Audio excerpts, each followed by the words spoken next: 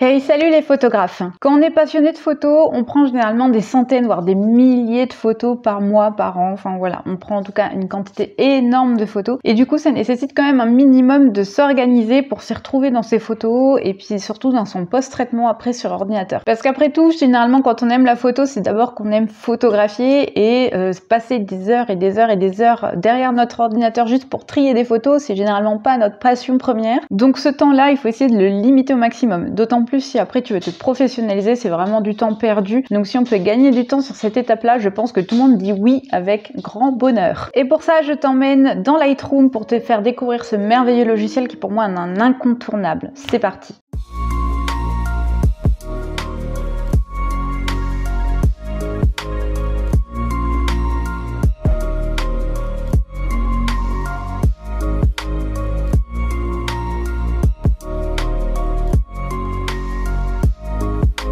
Salut les photographes et bienvenue sur la chaîne La Patte sur l'Objectif, la chaîne où on parle de photographie animalière, chats, chiens et chevaux. À chaque fois que je te parle de post-traitement, je te parle essentiellement de Lightroom. Alors il m'arrive d'utiliser Photoshop, mais en fait pour moi ces deux logiciels sont complètement complémentaires et l'un ne va pas sans l'autre. Je post-traite essentiellement mes photos dans Lightroom, quasiment 90% de mes retouches se font dans Lightroom. Après il y en a qui préfèrent Photoshop, enfin voilà, ça c'est vraiment du tout à chacun selon les outils qu'on aime utiliser, le style qu'on veut donner à ses photos. L'un et l'autre se complètent parfaitement bien là-dessus. Mais il y a quand même des choses que Lightroom fait et pas Photoshop. Et pour moi, c'est hyper important que je te présente ça parce que beaucoup de gens parlent de Photoshop, mais en fait, Lightroom pour moi, c'est juste complètement indispensable. Si j'avais qu'un seul logiciel à garder sur mon ordinateur, ça serait Lightroom, mais à 2000%. Tu le sais bien, si tu es passionné de photos, plus tu vas prendre de photos, plus ça va te demander du temps sur ton ordinateur et c'est souvent du temps un petit peu perdu, c'est pas là qu'on s'éclate le plus. Là où on s'éclate, c'est quand on retouche ou quand on prend nos photos. Tout le reste, c'est un peu du temps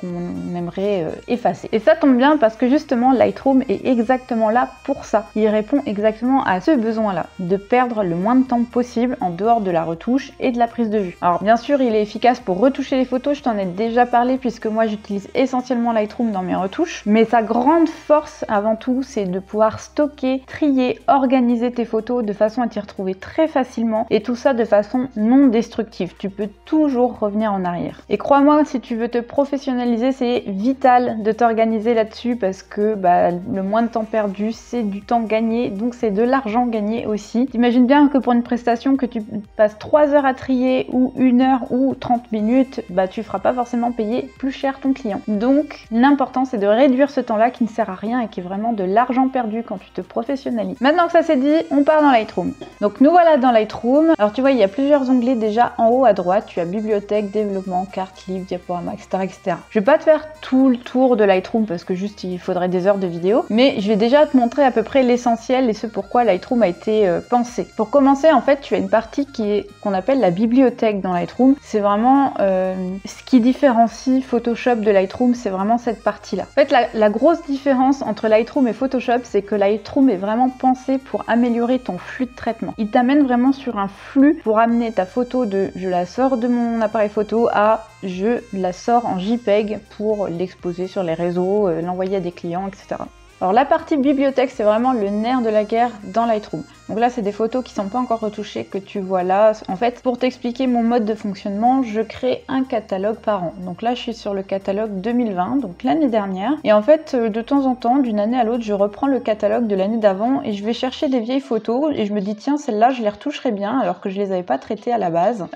Donc voilà, je les ai mis dans une petite collection à retoucher. Voilà. Et comme ça, je sais que ces photos-là, c'est celles que j'ai revues et que j'aimerais reprendre en fait.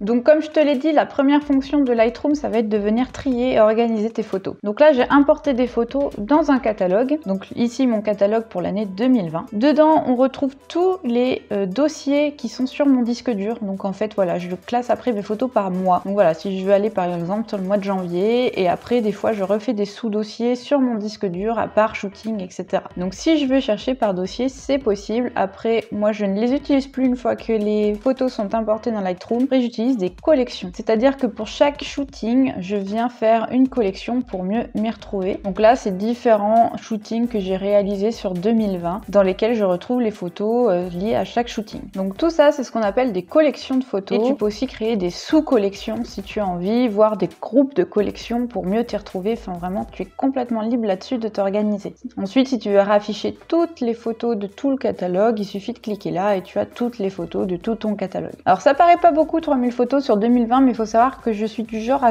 très facilement supprimer mes photos. Donc dès qu'une photo ne me convient pas, je la supprime, je ne garde, et encore que là j'en vois encore beaucoup que j'aurais dû supprimer, mais la majorité du temps je garde que les photos qui me plaisent vraiment, on va dire. Après, à toi de trouver ton organisation.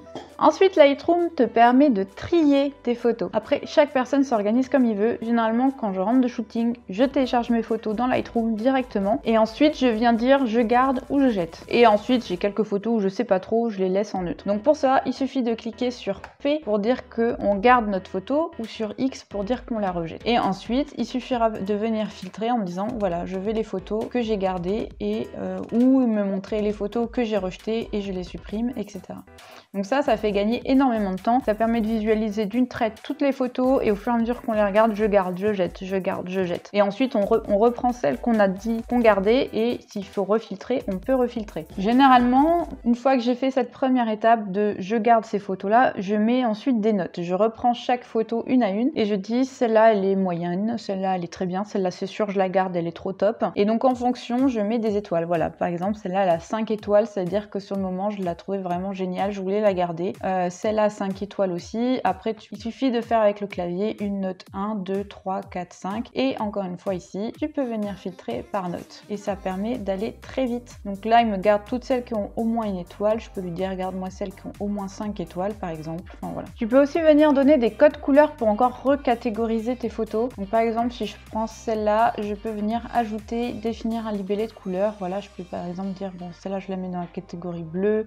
Celle-là, je vais la mettre dans la catégorie jaune. Enfin voilà, tu peux vraiment faire ce que tu veux là-dessus. Et tu as aussi une fonction de géolocalisation de tes photos. Alors moi, je les utilise pas. Ça peut être très pratique si tu es du genre voyageur, si tu fais beaucoup de photos de voyage, ça permet de vraiment utiliser tes photos selon où tu les as prises. Si en plus tu as la fonction GPS dans ton appareil photo, tu peux l'activer et les coordonnées de la photo seront directement intégrées dans ton fichier de la photo. Et ensuite ici, tu as carte et ça te permet de voir où sont prises tes photos. Moi, c'est vierge parce que j'ai pas renseigné de données et que j'ai pas activé le GPS sur mon appareil photo, mais si c'est une fonction qui peut t'intéresser, ça peut être très pratique, notamment pour tes catalogues de voyage par exemple, de venir les géolocaliser et ensuite si tu veux te dire bon bah tiens je veux savoir, je veux récupérer les photos de quand j'étais dans tel lieu, il te suffit d'aller sur le lieu en question et de cliquer, tu auras une sorte de petite carte en fait avec toutes les photos qui sont prises et ça viendra de sélectionner les photos qui sont prises à cet endroit là. Donc après encore une fois, chacun peut s'organiser comme il veut dans son flux. Moi ce qui me convient c'est d'utiliser les petits drapeaux, je garde, je jette et puis ensuite de mettre des notes pour vraiment discriminer les meilleures photos de celles que je vais potentiellement pas traiter, on va dire. Une fois que j'ai sélectionné mes meilleures photos, je passe directement dans développement et là le premier outil généralement que je vais utiliser c'est de redresser mes photos. Bon, celle-là n'en a pas forcément besoin, mais imaginons qu'elle en ait besoin. Ici tu as une fonction pour redresser les photos que je trouve 1000 fois meilleure que celle dans Photoshop. Tu vas ici dans recadrer, tu as une petite règle ici que tu prends, que tu glisses pour donner ta ligne droite et hop, il te redresse tout en fonction de la ligne que tu viens de tracer. Et ça c'est quand même vraiment méga utile et vraiment ça fait gagner un temps fou. Voilà, par exemple celle-là, si je veux qu'elle soit... Ah bah elle était déjà redressée, mais voilà, il suffit que je dresse une ligne comme ça et il me la redresse. Autre fonction que j'apprécie beaucoup dans Lightroom, c'est ici la fonction supprimer les aberrations chromatiques et activer le profil de correction. Ça permet d'enlever les déformations liées à ton objectif et éventuellement si tu as des petites aberrations chromatiques, c'est-à-dire ces liserés un peu violet vert, ça va venir en supprimer pas mal. Et tu vois, il suffit de faire 2 clics et c'est fait. Ensuite vient l'étape d'amélioration de la photo. Je l'ai déjà dit, mais en fait ça paraît très simpliste hein, la partie développement photo et pourtant c'est hyper complet. Bon, c'est sûr que comparé à Photoshop, c'est pas du tout les mêmes outils parce que Photoshop est autant un outil pour photographe que pour graphiste. Donc il y a quand même beaucoup de choses dans Photoshop que tu n'utiliseras jamais en tant que photographe. Mais au-delà de ça, en fait, c'est un flux tout tracé. C'est-à-dire que si tu suis l'ordre des curseurs qui te sont présentés dans Lightroom, tu peux rarement te planter dans la façon de traiter ta photo. Et je trouve qu'on a suffisamment d'outils en plus pour vraiment faire quelque chose d'hyper sympa sans forcément moment passer par Photoshop.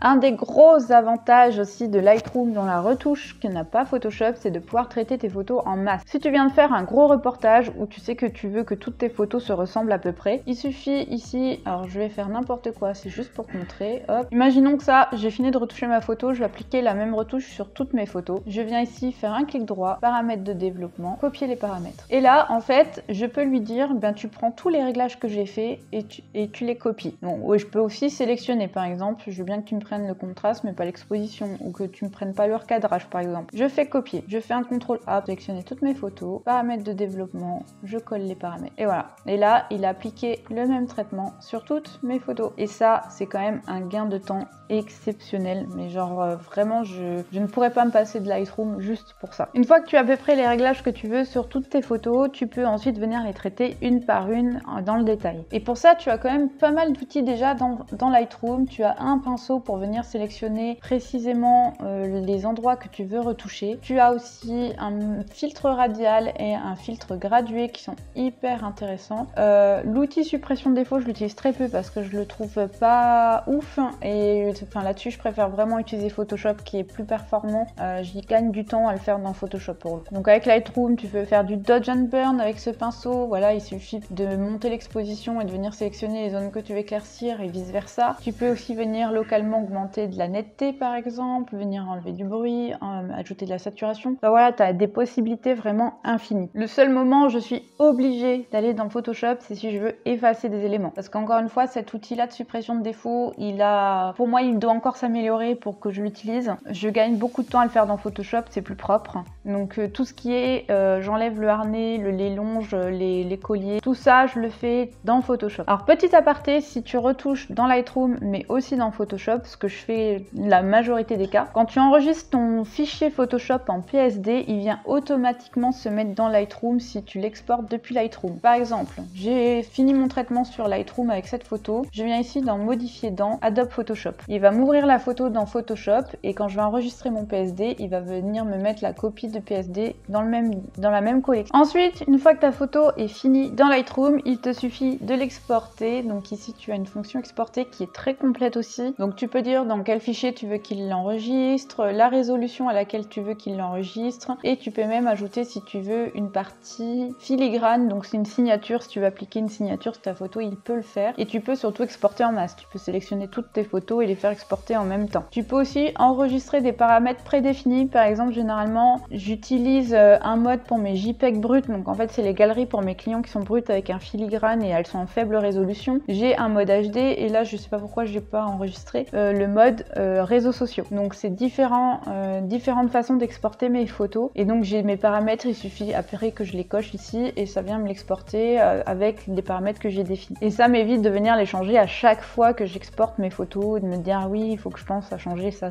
Là au moins c'est enregistré une bonne fois pour toutes, j'ai plus qu'à cocher et il m'enregistre tel que je vais demander. Donc tu vois que Lightroom est un logiciel méga puissant et pour moi complètement indispensable dans l'outil du photographe. Là encore, je t'ai montré les fonctions que j'utilise essentiellement, mais il en existe plein d'autres. Tu peux faire directement des livres, tu peux faire des galeries pour tes sites web, tu peux gérer tout ce qui est impression, tu peux ajouter des profils de ton imprimeur pour ajuster les impressions que tu veux lancer par exemple. Enfin vraiment, c'est un outil formidable qui ne cesse d'évoluer. D'ailleurs, si tu es photographe professionnel, tiens-toi bien à jour de toutes les mises à jour qui sont faites pour connaître les derniers outils qui sont sortis. Adobe est assez intelligent là-dessus puisqu'il interviewe toujours les photographes qui utilisent ces logiciels pour les améliorer en fonction de leurs besoins. Donc généralement, quand tu as une mise à jour, c'est que ça répond vraiment à un besoin de la majorité des gens. Et voilà, c'est tout pour aujourd'hui. J'espère que cette vidéo t'a plu et qu'elle t'a donné envie d'utiliser Lightroom. Exit Photoshop, on l'entend partout, Photoshop. Pour moi, c'est pas du tout le meilleur logiciel d'Adobe, même si bien sûr il est extrêmement puissant, même si voilà, ça reste un superbe outil. Je suis vraiment fan de la suite Adobe, quoi qu'il en soit. Mais vraiment, Lightroom, c'est ma pépite à moi que je ne lâcherai pour rien au monde. Alors, je sais qu'il existe des logiciels un peu alternatifs à Lightroom qui sont gratuits, il me semble. Ça serait intéressant que je fasse des vidéos sur ces logiciels gratuits que j'ai jamais utilisés. Mais pourquoi pas m'y essayer justement pour faire un petit comparatif Lightroom, Photoshop, VS, les autres logiciels qui sont gratuits, pourquoi pas. Dis-moi en commentaire les logiciels que tu utilises pour que je vois à peu près le type de logiciel que tu peux avoir à utiliser et puis je verrai si je peux en faire des vidéos dessus ou pas. Allez, c'est tout pour aujourd'hui. Surtout d'ici la prochaine vidéo, porte-toi bien, fais plein de photos et ciao!